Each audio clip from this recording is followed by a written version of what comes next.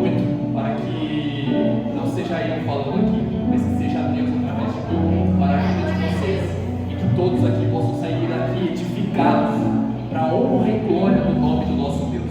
Amém? Então, vamos ler o versículo principal a qual se designou esse propósito. Efésios capítulo 6, versículo de número 11. Amém. Meu Deus. Revestivos de toda a armadura de Deus, para que possais estar firmes contra as astutas ciladas do diabo. Podem tomar os nossos assentos.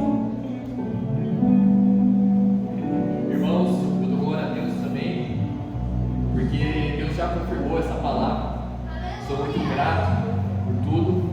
E Deus marcou uma palavra muito forte no meu coração essa noite, que é autoridade. E vocês vão ver isso no decorrer da palavra, da ministração de hoje, o porquê Deus marcou essa palavra tão forte. E eu peço para que os irmãos prestem muita atenção no que será dito neste altar. Em Efésios capítulo 6, versículo de número 11, apóstolo Paulo, que está se dirigindo ali à igreja de Éfeso, ele fala: revestivos de toda a armadura de Deus, para que possais estar firmes contra as astutas ciladas do diabo. E eu, quando eu olhei este versículo, me encantou a palavra revestivos, porque aquilo me marcou tão forte, que eu ainda fui um pouco mais a fundo, para tentar compreender por completo o que quer dizer esta palavra. E se nós formos direto para o grego, ao qual foi escrito o Novo Testamento, a palavra grega utilizada para revestivos é êmbio, que significa vestir. Mas, se formos buscar as raízes etimológicas, que é a origem histórica e a forma mais primitiva de uma palavra, nós vamos ver que a palavra êmbio, ela é separada em duas. Ela é separada em duno. Então, o em significa em ou dentro, e o duno significa afundar, ir para baixo ou mergulhar. Então, se agora nós, após pegarmos o ponto das raízes etimológicas da palavra, nós formos pegar a conotação, que é a gente ampliar o significado literal, que é o dicionário, para incluirmos emoções, ideias ou até mesmo associações implícitas, nós vamos perceber que essa palavra revestivos em duno, ela significa que ela está implicando uma mudança de estado ou aparência, cobrindo o interior com o exterior. Cobrindo o interior com o exterior. Vestir-se por completo, revestivos.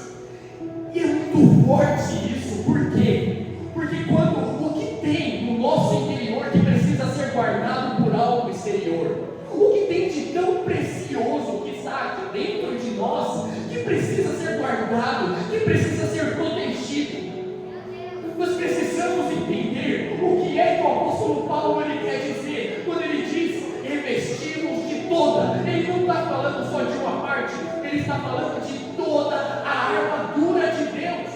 E depois ele vai mais a fundo e ele fala quais que são essas peças que fazem parte da armadura de Deus.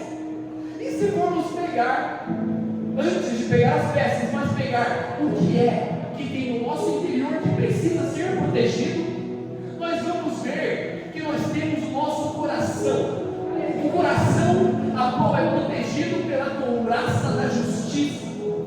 A couraça da justiça, ela vai guardar o nosso centro emocional e o nosso centro moral.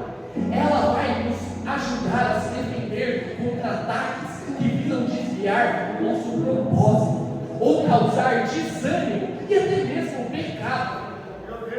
Então a couraça da justiça, ela tem uma suma importância para nós, porque é ela que vai defender nós contra as astutas ataques dos inimigos, do inimigo.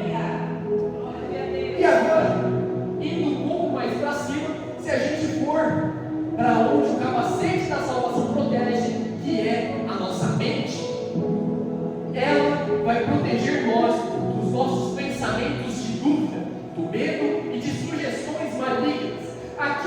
muitos da nossa geração chamam de, eu esqueci a palavra, mas que muitos, vamos imaginar um exemplo nossa, e se eu pulasse daqui? E se eu atingisse aquela pessoa? E se eu virasse o carro para atingir aquele motoqueiro? Os pensamentos intrusivos, agora eu me recordei. Então, esses pensamentos nada mais são do que sugestões malignas que entram através de nós pelo diabo, para tentar nos confundir, para tentar nos atrair de qualquer forma, a fim de nos desviar do nosso propósito. Então, o capacete da salvação, ele serve para isso, para nos proteger dessas sugestões malignas, das dúvidas que vêm para nos afligir, porque muitos dos nossos pecados, eles não começam direto na ação, mas eles começam primeiro pela mente. Eles começam pela mente e vai caminhando, para depois se tornar uma ação. Indo agora para o escudo da fé, o que ele está protegendo? Literalmente a nossa fé. O escudo da fé visa proteger todo o nosso ser interior contra os dardos inflamados do maligno, como as mentiras, as tentações que tentam perfurar a nossa confiança em Deus. O que é a fé? É o firme fundamento das coisas as quais não vemos. E se formos ali para Salmos 91 para entender as tentações que o maligno lança, nós vamos ver que o inimigo lança que o laço do passarinheiro, a peste perniciosa. Então o escudo da fé está nos protegendo de tudo isso, que pode 1000 cair à minha esquerda, 10.000 à minha direita, mas eu não serei atingido.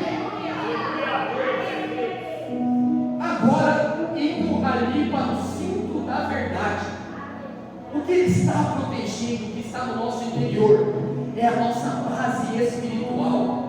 Ele mantém a nossa integridade interior unida, e ele impede que o engano tente desestruturar a nossa caminhada. Como mesmo Cristo disse: eu sou o caminho, a verdade e a vida, nele não há engano algum.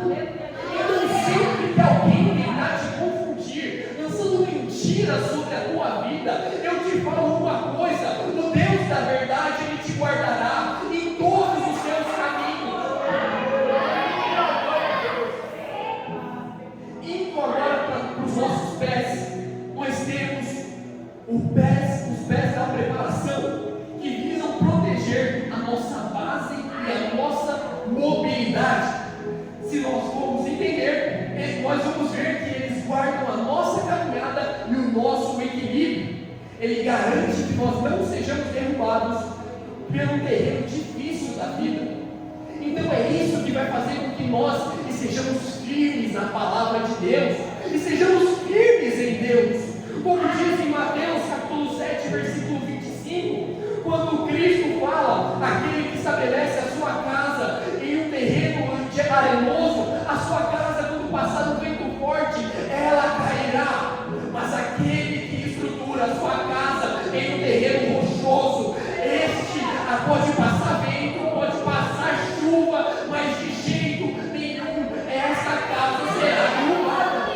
Então é muito bom e é muito importante que antes de estabelecermos qualquer coisa, nós estabeleçamos os nossos pés firmes na palavra do Senhor, para que possa vir qualquer ataque, qualquer aflição para tentar nos derrubar, mas que não irá conseguir, porque os nossos pés estão fincados na rocha que é Cristo.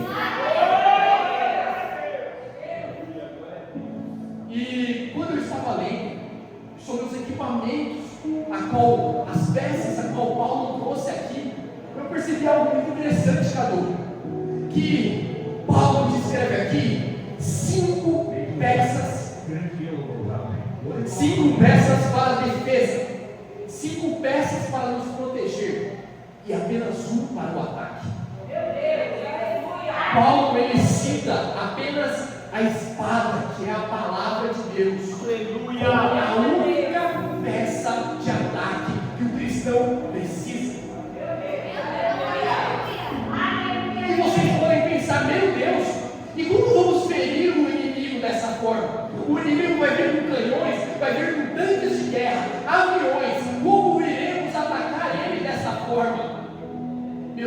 irmãos, eu digo uma coisa: a palavra é suficiente. A palavra, ela fere. O que significa a espada? A única peça de ataque como Paulo descreve. Ela serve para o discernimento, ela serve para discernir as intenções, combater as mentiras e executar a autoridade. Ela tem esses 3 propósitos. E agora nós vamos entrar aonde eu gostaria de entrar para conversar, para iniciar essa pregação. De fato, isso foi só uma introdução, mas em Lucas capítulo 4, versículo de número 1, vamos falar sobre o famoso texto quando Jesus é tentado no deserto pelo diabo. E vocês vão ver como vamos unir essas duas coisas: a espada, sendo a única peça de ataque, que é a palavra de Deus, com Cristo sendo tentado pelo deserto, pelo diabo. Lucas capítulo 4, versículo de número 1. Amém? Então, vamos ver. E Jesus, cheio do Espírito Santo, voltou do Jordão e foi levado pelo Espírito ao deserto. E 40 dias foi tentado pelo diabo. E naqueles dias não comeu coisa alguma. E terminados eles, teve fome. E disse-lhe o diabo: se tu és o Filho de Deus, diz a esta pedra que se transforma em pão. E Jesus lhe respondeu, dizendo: escrito está que nem só de pão viverá o homem, mas de toda a palavra que sai da boca de Deus. E o diabo, levando-o ao alto monte, mostrou-lhe, no momento de tempo, todos os reinos do mundo. E disse-lhe o diabo: dar-te-ei a ti todo este poder e a sua glória, porque a mim me foi entregue, e dou-o a quem eu quero. Portanto, se tu me adorares, tudo será teu. E Jesus respondendo disse: vai-te, Satanás, porque está escrito: adorarás somente o Senhor teu Deus, e só a Ele prestarás culto. Levou-o também a Jerusalém, e pô-lo sobre o pináculo do templo, e disse: se tu és o Filho de Deus, lança-te daqui, porque está escrito: mandará os seus anjos acerca de ti, que te guardem, e que te sustenham nas mãos, para que nunca tropeces o teu pé em alguma pedra. E Jesus respondendo disse: dito está, não tentarás ao Senhor teu Deus. E acabando o diabo toda a tentação, ausentou-se dele por algum tempo. Vamos entrar ali primeiro nos versículos 1 e 2. É muito importante a gente marcar bem esses versículos 1 e 2 para entender ao longo da pregação o que é que Deus está querendo dizer para nós. Então, vamos ler o versículo novamente. E Jesus, cheio do Espírito Santo, marquem isso. Jesus estava cheio do Espírito Santo. Ele voltou do Jordão e foi levado pelo Espírito ao deserto. Vamos marcar isso também. E foi levado pelo Espírito ao deserto. E 40 dias foi tentado pelo diabo. E naqueles dias não comeu coisa alguma. E terminados eles, teve fome. Então, temos duas coisas que estamos marcando muito bem aqui. Jesus, quando ele estava sendo guiado pelo Espírito ao deserto, ele estava cheio do Espírito Santo. É muito importante ressaltarmos isso aqui, mas ao decorrer da pregação eu vou explicar o porquê. Ele estava 40 dias sendo tentado pelo diabo. E aí eu faço uma pergunta: Cristo estava 40 dias sendo tentado, e nós não aguentamos um dia sequer sendo tentado pelo diabo? É para a gente refletir, porque a tentação, meus irmãos, a provação que Deus lança sobre as nossas vidas, não é para nos entristecer, não é para nos desviar, mas é para que Deus possa nos lapidar, é para que Deus possa trabalhar em nós. O deserto não é para que Deus nos conheça, não, o deserto é para que a gente próprio se conheça e entenda os nossos limites. Aleluia. 40 dias sendo tentado pelo diabo no deserto. E como que Jesus estava? Ele estava faminto e fraco fisicamente. Jesus, ele também era humano. Ele sentia as mesmas dores que nós sentimos. Ele foi traído, ele foi açoitado, ele foi criticado, xingado. Quantas vezes nós dia a dia, no trabalho, na escola, na faculdade.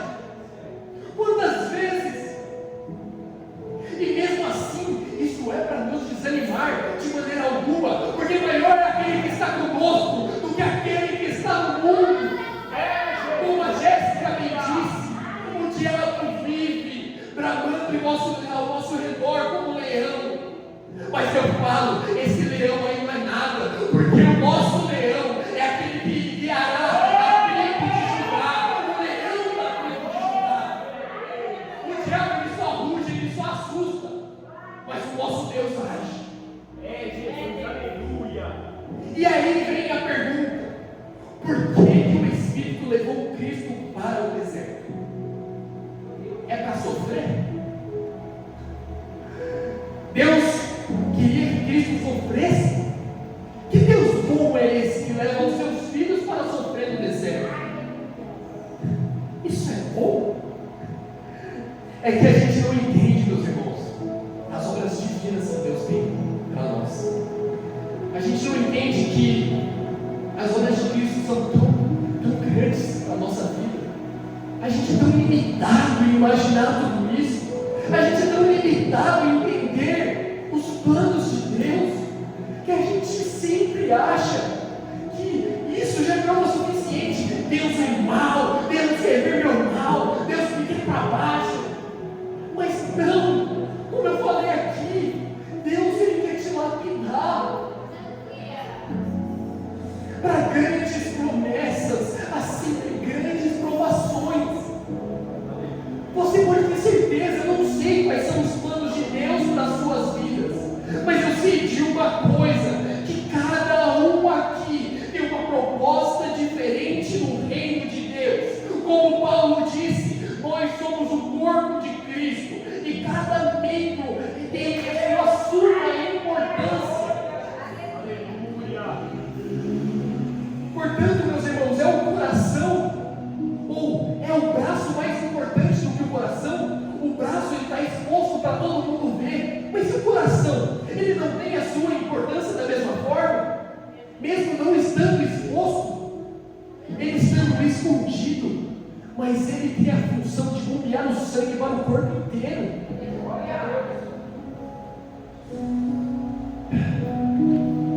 Meus irmãos, eu fui pesquisando cada vez mais a fundo ali para entender sobre essa questão do porquê que o Espírito levou o Cristo no deserto. E antes de vocês presumirem qualquer coisa que eu diria aqui, eu peço que esperem até o final. Mas o calor excessivo que é produzido no deserto, como é que Cristo estava? Quando ele estava entrando no deserto, ele estava fraco e ele estava com muita fome. Mas o calor que é produzido no deserto, que é excessivo, ele tende a diminuir o apetite em vez de aumentá-lo. Isso ocorre, e aí vai vir a explicação, porque o corpo ele prioriza se resfriar, liberando menos grelina, que é o hormônio da fome, e mais leptina, que é o hormônio da saciedade, o que reduz a vontade de comer. Mas, ok, a vontade de comer no dia sumiu, mas a sede ela aumenta. Durante o calor a sede aumenta muito. E é aí que entra o frio do deserto, que é extremo também. O frio excessivo faz com que sintamos menos sede. E o que eu quero dizer aqui não é para desmerecer de maneira alguma o que Cristo passou no deserto, mas é para mostrar para todos aqui que mesmo o Espírito te levando para o deserto, Ele está cuidando de ti. Ele está providenciando todas as coisas para que você não sinta fome, para que você não sinta sede, para que você não se sinta fraco. O Espírito ele vai te guiar e ele vai te provisionar o que for necessário para que você continue de pé. Ele não quer te ver cair, mas ele quer te ver com temor no coração, com o coração voltado somente para Ele, somente para Deus. Assim como Ezequiel caiu sobre o rosto sobre a terra, assim como João foi dado como morto, assim como Pedro, que achava que não tinha perdão, é assim que Cristo quer te ver.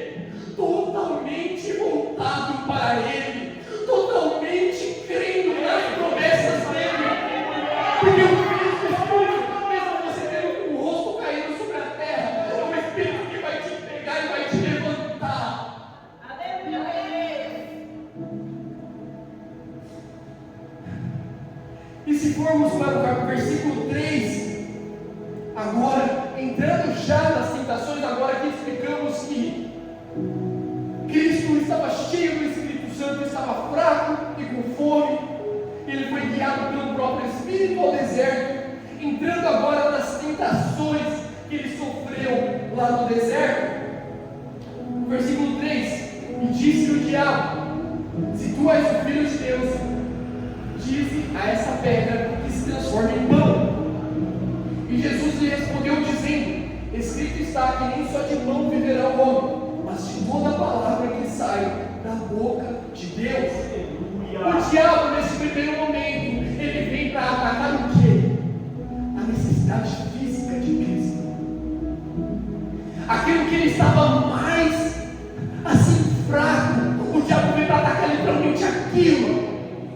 Ele tenta colocar um espinho cada vez mais fundo, bem no ponto onde ele sabe que vai doer, para tentar te afastar da presença, para tentar te afastar dos caminhos de Deus. Quantas vezes, meus irmãos, nós temos diversos casos aqui de Deus livrando alguns irmãos do alcoolismo, de drogas, e quantas lutas eles enfrentaram para que eles finalmente pudessem ser livres. O diabo literalmente colocou várias pessoas para fazerem convites para eles. Ei, eu sei que você parou de beber, mas só mais uma vez, o que isso muda? Você já está tanto tempo sem, mais um dia, vamos beber mais um. E o diabo vem para atacar essa necessidade física, porque ele sabe que atacando a sua fraqueza, ele talvez possa te tirar do caminho de Deus. Mas Cristo diz para o diabo: escrito está que nem só de pão, nem só de bebida, nem só de drogas, nem só de festas viverá o homem, mas de toda a palavra que sai da boca de Deus. O diabo pode te atacar do jeito que ele quiser, mas se você tem uma base muito bem estruturada, você não vai cair de maneira alguma. Indo agora para o versículo 5, agora é a segunda tentação do diabo a Cristo. O diabo, levando-o a um alto monte, mostrou-lhe no momento de tempo todos os reinos do mundo. E disse-lhe o diabo: dar-te-ei a ti todo este poder e a sua glória, porque a mim me foi entregue, e eu dou a quem eu quero. Portanto, se tu me adorares, tudo será teu. Mas Cristo se levanta e diz: vai-te, Satanás, porque está escrito: adorarás somente ao Senhor teu Deus, só a Ele prestarás culto. O diabo muitas vezes vai nos colocar no ponto mais alto que existe. Pode te colocar, sei lá, no ponto mais alto que existe no cargo da sua empresa. Pode te colocar no ponto mais alto que existe da tua escola. Você pode estar recheado, rodeado de amigos. Ele vai te colocar ali para você ter uma visão de baixo, para que você contemple e veja as outras pessoas abaixo de ti. Mas o que é que Cristo diz? Ele diz: aquele que quer ser o primeiro, torne-se primeiro o último. Não é cortando o caminho que você verá as coisas de Deus acontecerem para a sua vida. Se você mentir, eu te garanto o melhor emprego da sua vida. Se você mentir para esse cliente aqui, é só falar isso aqui que está fugindo um pouco do contrato e pronto. Você nunca mais vai passar fome na sua vida.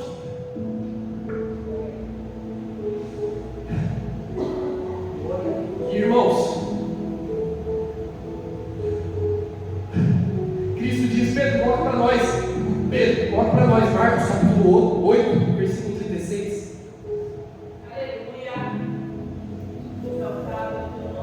Pois, que aproveitaria o homem ganhar todo o mundo e perder a sua alma? Ou que daria o homem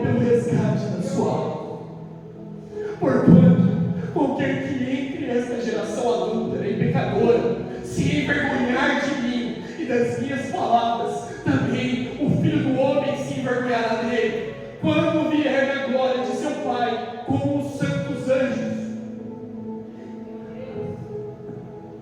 Portanto, meus irmãos, não vale a pena, tudo isso é passageiro.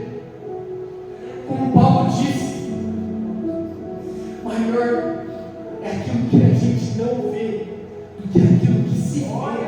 Porque aquilo que se vê é temporário, mas aquilo que não se vê é eterno.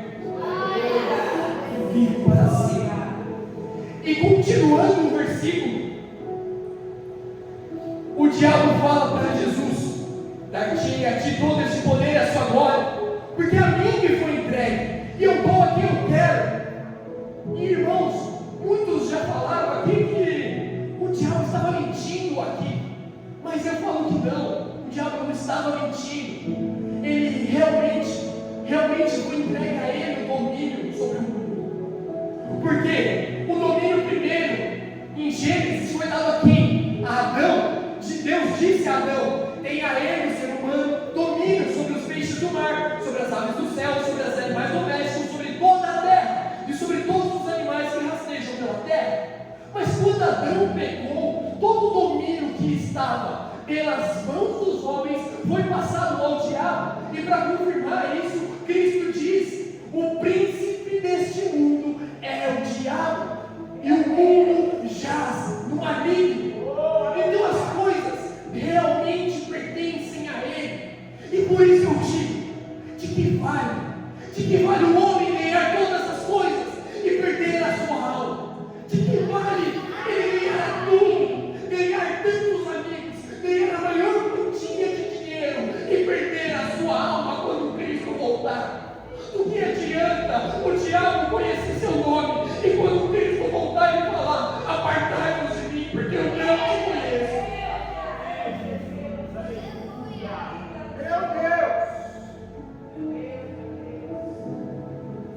E Cristo olha bem para o diabo. Cristo estava no monte mais alto, com o diabo com uma oferta tentadora. Eu vou te dar tudo isso, mas Cristo responde a ele dizendo: adorarás somente ao Senhor teu Deus, e somente a ele prestarás culto. Aleluia. O diabo não merece adoração. O diabo ele tenta confundir a mente de todos para tentar distanciar. O diabo tem inveja de nós, irmãos, porque nós somos filhos de Deus. Cristo nos resgatou e o diabo tem inveja disso. Por isso, e mesmo sabendo que ele será destruído nos fins dos tempos, ele quer que nos afastemos do caminho de Deus. E por que vamos nos deixar levar por isso? Por que vamos nos deixar levar por este mundo, a qual não nos beneficia em nada? A única missão que Cristo nos deu foi: pegue o Evangelho e pregue a toda criatura, todos os povos, todas as nações. A gente precisa fazer isso, porque enquanto tiver uma alma que não conhece a Deus, Jesus, aleluia, ainda vai ter pessoas de joelho clamando por eles, por aqueles que ainda não conheceram a Deus. Porque, como eu falei uma vez aqui na célula, a gente não é egoísta de não proclamar o nome de Deus. A gente é cruel. Porque é a mesma coisa que você ter a doença para uma doença super rara, e você não espalhar essa cura para ninguém.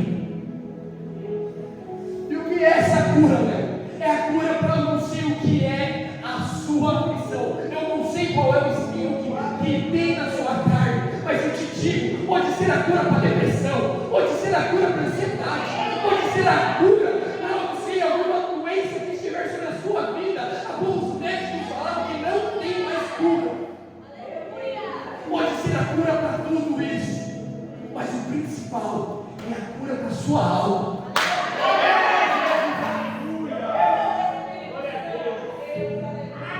Indo ainda mais adiante, na última tentação que o diabo vai tentar contra Cristo, versículo 9: levou também a Jerusalém e pô-lo sobre o pináculo do templo e disse: se tu és o filho de lança-te daqui de baixo, porque está escrito: mandará os teus anjos acerca de ti que te guardam, e que te sustenham nas mãos, para que nunca tropeces com teu pé em alguma pedra. E Jesus respondendo disse: dito está, não tentarás ao Senhor teu Deus. E acabando o diabo toda a tentação, ausentou-se dele por algum tempo.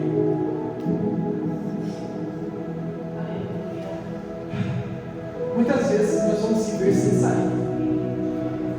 Muitas vezes a gente vai se ver no fim do túnel e achar: o que vai ser de mim? Se eu não me curvar perante Herodes, ele vai me matar. Se eu não me curvar perante os ídolos dele, eles vão me matar. Deus diz em Apocalipse que todos aqueles que foram mortos em nome dele não passarão despercebidos. Deus se lembrará de cada um. Até mesmo na Nigéria, esses dias, tinham 10 homens, 9 deles eram cristãos, e estavam dispostos a morrer pelo nome de Cristo. Mas tinha um que nunca havia conhecido o nome de Cristo. Mas quando os soldados iam passando de nigeriano por nigeriano, matando um, matando o segundo, matando o terceiro, quando ele chegou no final, perguntaram: você é cristão? E ele, mesmo se conhecendo a Deus, ele falou: sim, eu sou, eu adoro a ele, porque os homens morreram por ele, e eu também quero morrer por ele. Senhor, lembra-te de mim quando entrares no teu reino. Lembra-te de mim, meu Pai. Como que você pode ainda falar estando na mesma situação, estando na mesma situação que ele, e não perceber que este homem é o Filho de Deus? Não perceber que ele morreu para nos salvar. Nós merecíamos isso, mas ele não. E o diabo, meus irmãos, ele tenta distorcer a palavra de Deus. Ele vai pegar as palavras que estão nessa Bíblia aqui. Mas sabe de uma coisa? Se tem alguém que conhece toda a Bíblia, é o diabo. Mas de nada adianta você conhecer toda a palavra e não tiver o Espírito com você. O diabo tentou usar a palavra de Deus contra Cristo, mas não adiantou, porque o diabo esqueceu de uma coisa muito importante. Não adianta você saber toda parágrafo por parágrafo, versículo por versículo, capítulos por capítulos, livros por livros. Você precisa estar cheio para querer ser usado. Você precisa estar cheio para que as tentações não venham sobre ti. Quando o diabo lançar sobre ti, nega-se a Deus, você se levantará e mostrará a única arma de ataque que você tem, que é a palavra de Deus, que é a palavra do Pai, a única que você precisa para se defender e atacar o inimigo. Dá lugar para o guerreiro.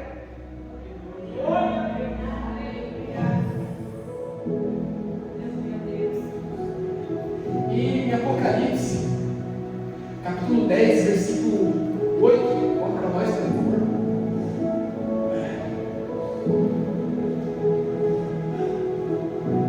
Versículo 9. E fui ao anjo dizendo-lhe: dá-me o livrinho. E ele disse: toma e come, e ele fará amargo o teu ventre, mas a tua boca será doce como mel. E tomei o livrinho da mão do anjo comigo, e na minha boca era doce como mel, e havendo comido meu ventre ficou amargo. E ele disse: importa que profetizes outra vez a muitos povos e nações e línguas e reis.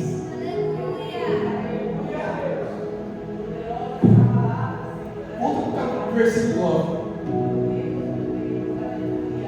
E fui ao anjo dizendo: dá-me o livrinho. Qual foi a palavra que Deus ministrou nessa noite na minha vida?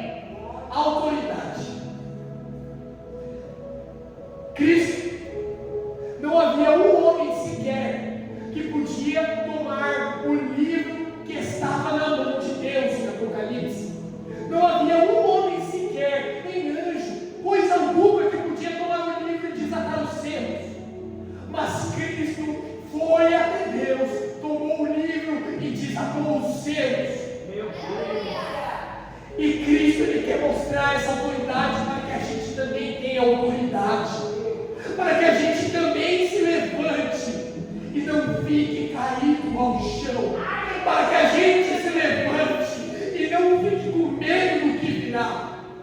João, quando comeu o livro, veio um doce bom na boca, um doce comum, um doce como mel. E é boa a palavra tem muitas palavras que vão te edificar no dia a dia.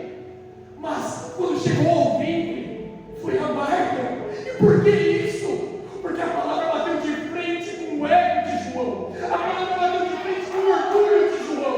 A palavra bateu de frente com nós, seres humanos, a nossa carne, e entra em conflito. Quando a gente tenta misturar espírito e a carne, eles travam uma guerra infindável. Por isso o gosto amargo. Mas o que Cristo diz é que para você profetizar sobre outras nações, sobre outros povos, sobre reis, da mesma forma que fez Isaías. Agora é conhecido como profeta de reis. Mas às vezes Deus não te quer falando com reis. Às vezes Deus vai te colocar no calabouço, da mesma forma que fez com Jeremias. Ou Deus vai te jogar na Babilônia, vai te rodear de pessoas idólatras para tentar te atrair. Mas você não vai se atrair, porque você tem a palavra muito bem estruturada sobre a tua vida. Você firmou os teus pés tão bem na palavra de Deus que pode vir a Babilônia quem quiser, pode vir 1000 homens contra você, mas se Deus é com você, não haverá nada que possa te afligir. Aleluia!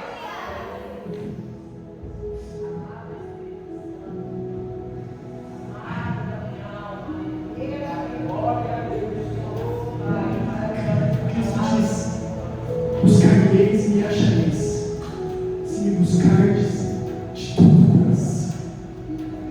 Não é difícil encontrar o Pai, é a gente que não está disposto a estender a mão para pegar na mão dele. Ele está a todo momento com a mão estendida para nós, mas a gente vive querendo andar por conta própria, mas não dá, meus irmãos, não dá. A gente precisa da ajuda dele para andar, a gente precisa da ajuda dele para caminhar. E sabe o que acontece quando você tem a palavra muito bem estruturada sobre a tua vida? Como diz aqui em Lucas 4, versículo 13: e acabando o diabo toda a tentação, ausentou-se dele por algum tempo. O diabo foge de ti, porque você está muito bem firmado na palavra. Não há o que ele fazer. Ele vai tentar te confundir, vai tentar te atrair, e você está firmado. Vai tentar levantar 1000 homens perguntando para você: meu Deus, há tantas religiões no mundo, porque somente a tua é verdadeira. E eu te digo, somente a minha é verdadeira, porque a minha tem base histórica, a minha você pode pesquisar o quanto quiser. Tente desmentir a Bíblia, e você vai começar a ser atraído pela palavra de Deus. As outras religiões são somente frutos, são somente atalhos que eles querem tentar, para tentar levar o homem a Deus. Eles querem no máximo afastar o homem de chegar a Deus, e o diabo atrai os outros através disso. Por isso eu digo, meus irmãos, não se deixe levar, não vos deixe levar, por mais alto que o diabo possa te colocar, pelo buraco sem saída que ele possa te enfiar, ou até mesmo quando você está tentando ser liberto de algum pecado e ele te oferecer isso falando que é a última vez. Nada disso te ocorrerá, porque você está totalmente revestido de Deus. Você está totalmente vestido a armadura que Deus colocou sobre a sua vida. A palavra é a única peça de ataque, porque é justamente somente dela que eu preciso, para que eu possa vencer este mundo como peregrino que sou, esperando pelo meu Senhor e Salvador, a qual breve voltará. Aleluia! Vamos saber a quantidade.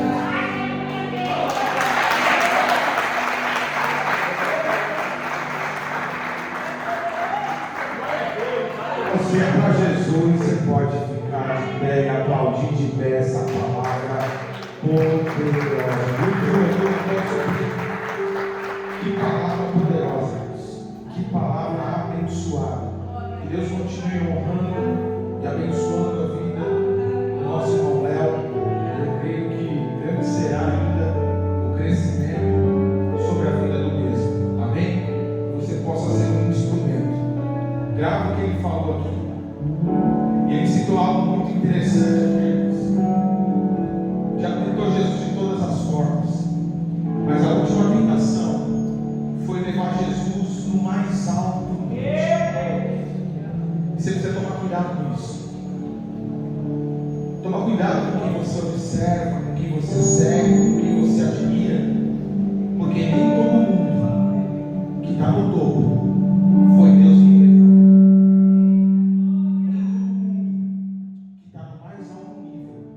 Deus que colocou. Então toma cuidado com quem você admira demais, segue demais. Procura saber se a fonte que levou foi o próprio Deus mesmo. Amém? Coloque a mão no seu coração. Coloque a mão no teu coração. Esse microfone aqui pode fechar um pouquinho, Lucas, está bem aberto. Glória a Deus. Isso.